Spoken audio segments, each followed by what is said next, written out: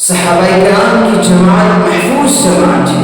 اہل سنت والجماعت کا عقیدہ ہے کہ صحابہ کرام محفوظ بھی ہیں، مغفور بھی ہیں، جن کے متعلق قرآن کہتا ہے فَإِنْ آمَنُوا بِمِثْلِ مَا آمَنْتُمْ بِهِ فَقَدِ اهْتَدَوْا، جن کے متعلق اللہ کے نبی صلی اللہ علیہ وسلم نے فرمایا الصحابی كالنجوم بأيديهم اقتديتم اهتديتم، میرے صحابہ ستاروں کی مانند ہیں، ان میں سے کسی ایک کی بھی اقتدا کر لو گے تو ہدایت پا جاؤ۔ آج جو لوگ صحابہ کرام کو گالیاں دیتے ہیں، ان پر بدگمانی کرتے ہیں، یہ لوگ بیوقوف ہیں۔ یہ میں نے قرآن خود کہتا ہے وَإِذَا قِيلَ لَهُمْ آمِنُوا كَمَا آمَنَ النَّاسِ، جب ان سے یعنی کفار و مشرکین اور منافقین سے کہا گیا کہ تم ایمان لے آؤ ان لوگوں کی طرح، یا ان لوگوں سے مراد صحابہ کرام کی جماعت، یعنی صحابہ کرام جس طریقے سے ایمان لائے ہیں ویسا ایمان لاؤ، تو وہ کیا کہتے ہیں؟ قرآن نے خود نقل کیا ہے قالوا انؤمن كما آمن السفهاء، نعوذ باللہ، انہوں نے تو صحابہ کرام کو بیوقوف کہا، لیکن آپ دیکھیے کہ اللہ کو کتنا برا لگا، اللہ کو کتنا غصہ ہے۔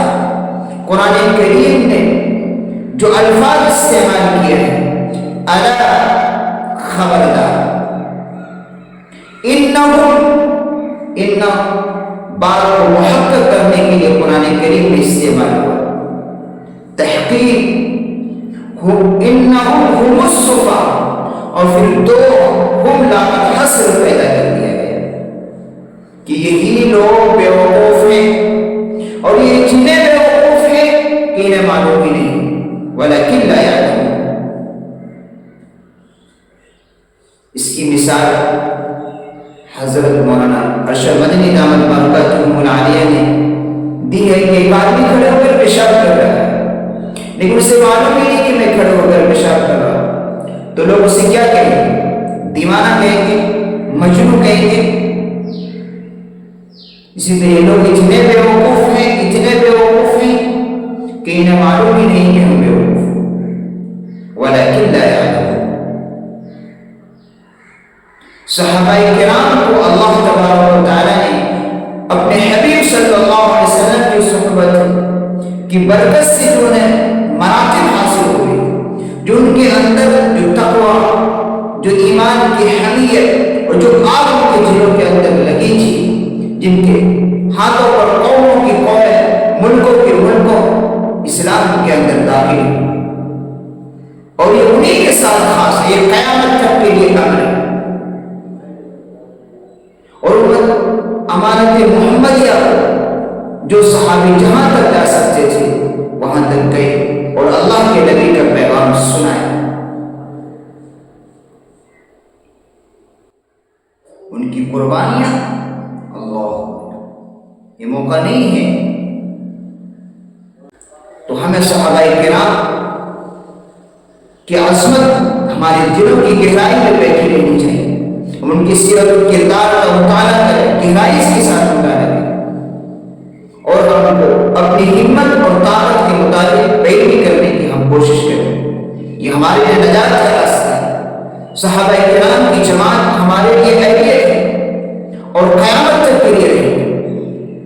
ان سے مقدس جماعت انبیاء کرام کے بعد اگر کسی کا مقام ہے تو صحابہ کا مقام، اور یہ مقام قیامت تک کسی کو نہیں مل سکتا، اور یہ مقام انہیں اللہ کے نبی صلی اللہ علیہ وسلم کی صحبت بابرکت سے ملا۔ صحابی کسے کہتے ہیں؟ جس نے ایمان کی حالت میں اللہ کے نبی صلی اللہ علیہ وسلم کا دیدار کیا اور ایمان کی حالت میں دنیا سے گزر۔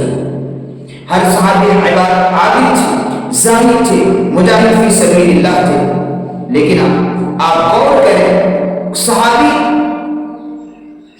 عبادت عابدین کی جماعت کے نام سے دنیا کے اندر مشہور نہیں ہوئی، زاہدین کی جماعت کے نام سے مشہور نہیں ہوئی، یا مجاہد فی سبیل اللہ کے نام سے مشہور نہیں ہوئی، بلکہ صحابی کے لفظ سے مشہور ہے، کہ ان کو مقام اللہ کے نبی صلی اللہ علیہ وسلم کی صحبت سے مقام ملا تھا۔ اب اس کا اندازہ کریں کہ ایک شخص، بخاری کی روایت ہے کہ آپ صلی اللہ علیہ وسلم حالت جنگ میں ایک شخص آیا اور انہوں نے آ کر عرض کیا کہ اللہ کے نبی میں پہلے ایمان میں داخل ہوئے، جہاد میں شرکت کرو۔ اللہ کے نبی نے فرمایا پہلے ایمان میں داخل ہو اور پھر جہاد میں شریک ہو جاؤ۔ چنانچہ وہ شخص نے کلمہ پڑھا اور جہاد میں شریک ہو گیا اور اس میں شہادت ہو گئی۔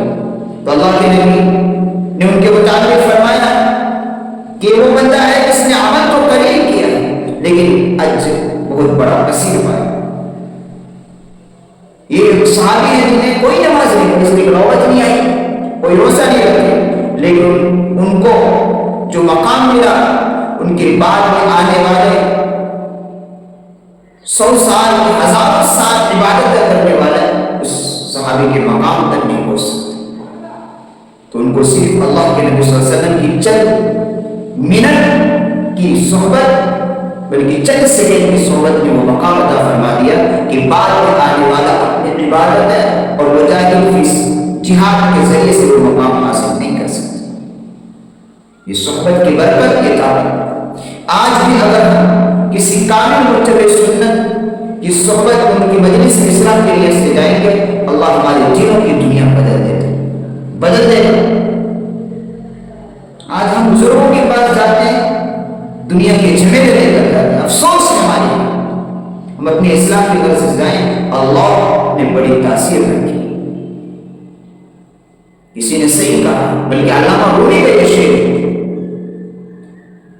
کہ صحبت بااولیاء چند منٹ کی اللہ والوں کی صحبت 100 سال بے دیا عبادات سے بھی بہتر ہے۔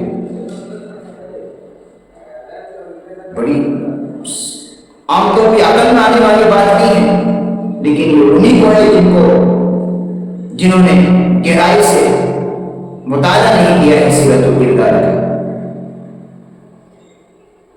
اس لیے کہ صحبت کی جو تاثیر ہے وہ عجیب ہے۔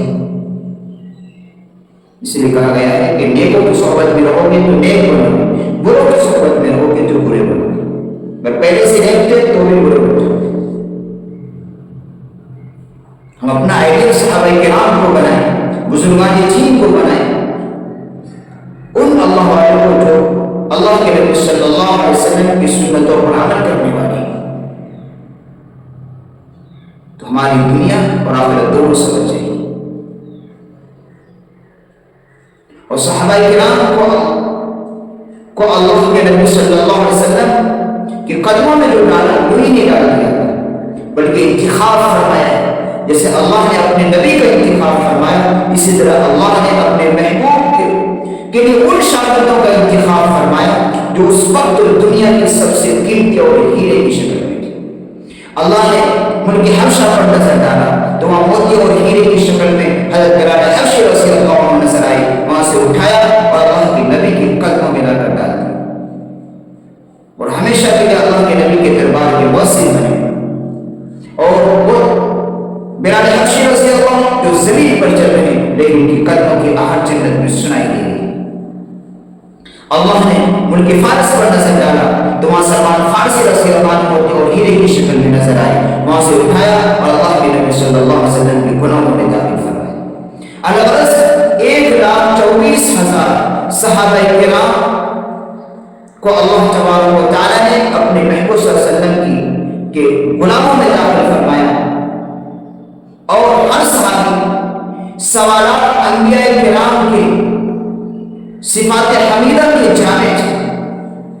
کوئی نہ کوئی صحابی کسی نبی کا نمونہ تھا، اور اللہ نے اپنے حبیب صلی اللہ علیہ وسلم کو تمام سوالات انبیاء کرام کے اندر جو صفات حمیدہ تھے وہ تمام اوصاف اللہ نے اپنے حبیب صلی اللہ علیہ وسلم کی ذات میں ودیعت کر دی تھی، اور اس امانت کو اللہ نے اپنے حبیب صلی اللہ علیہ وسلم سے اللہ کے نبی صلی اللہ علیہ وسلم کے صحابہ کرام رضوان اللہ علیہم اجمعین کی ذات میں داخل فرمایا۔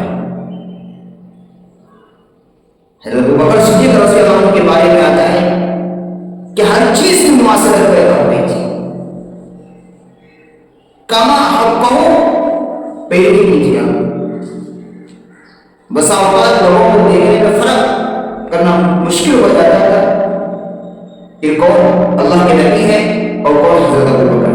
لباس میں، گفتار میں، چال میں، ہر چیز میں بالکل مشابہت.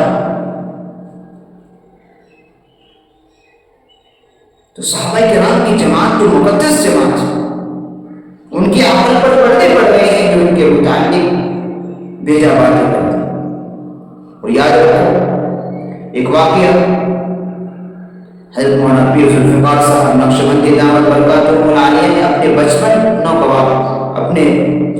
کا واقعہ کو بیان کرتے اپنے آپ کو دیکھا کہ ایک آدمی، اس وقت ان کی عمر 10 سال تھی، اسکول میں پڑھتے تھے. ان کا ایک دوست تھا، انہوں نے کہا کہ چلو میں تم کو ایک چیز دکھاتا ہوں. پہلے تو منع کیا، نہیں چلو میں ایک چیز دکھاتا ہوں. حضرت فرماتے میں چلا گیا ان کے ساتھ. میں جا کر وہاں دیکھا کہ ایک آدمی ہے جن کو زنجیر سے باندھا ہوا ہے اور وہ کتے کی طرح بھوک رہا ہے. یہ واقعہ انہوں نے اپنے امی سے بیان کیا تو فرماتے میری والدہ نے فرمایا کہ بھوکتا ہی رہے.